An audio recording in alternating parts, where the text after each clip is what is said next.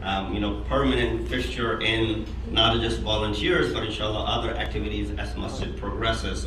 These are the future. This is the future of our masjid, and alhamdulillah, it looks very, very bright. So with that said, of course, what is volunteerism? What is that we, of course, there's no words to go ahead and say specifically that the appreciation is all there. But the fact that it is associated with another concept, and that concept is called ithar, altruism.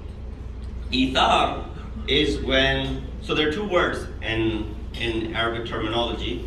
One is ihsan, and the other is ithar. Now there are two very close words. Ihsan, I'm sure all of you who have Urdu background or Persian or Arabic background, you understand the word ihsan means. Ihsan is when you do a favor to someone, and that's, you don't expect, for example, anything in return, but of course this person that you have done ihsan to is going to go ahead and appreciate what you have done for them. But when you do ihsan, there's a concept of reciprocating.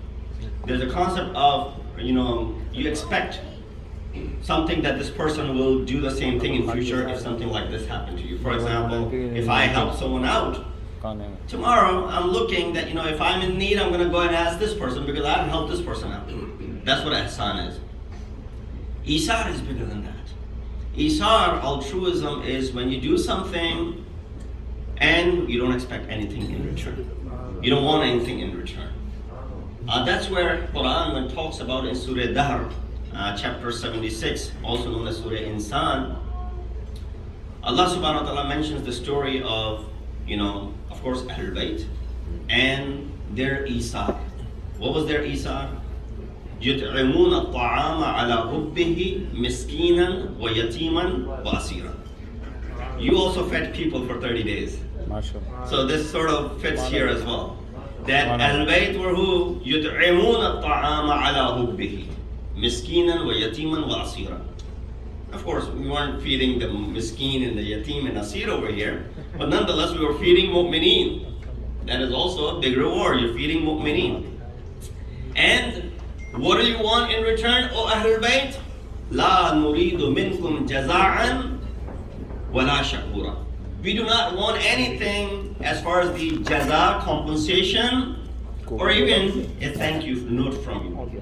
This is not expected. This is not intended, or this is not the reason we've done this Isar.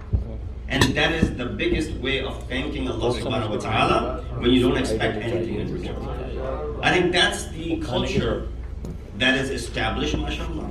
And that is the culture that has to be inculcated into the newer generation. So while our volunteers are great, I think the better part is that how they get the younger generation involved in it. Of course, as we are aging and we're getting old, and there are certain things that are limitations with us, this is where the younger generation comes into play.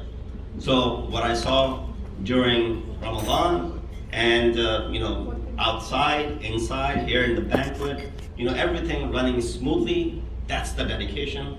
And the reward only lies with Allah subhanahu wa ta'ala. So a big round of applause first for all of you. And a loud Nare Salawat.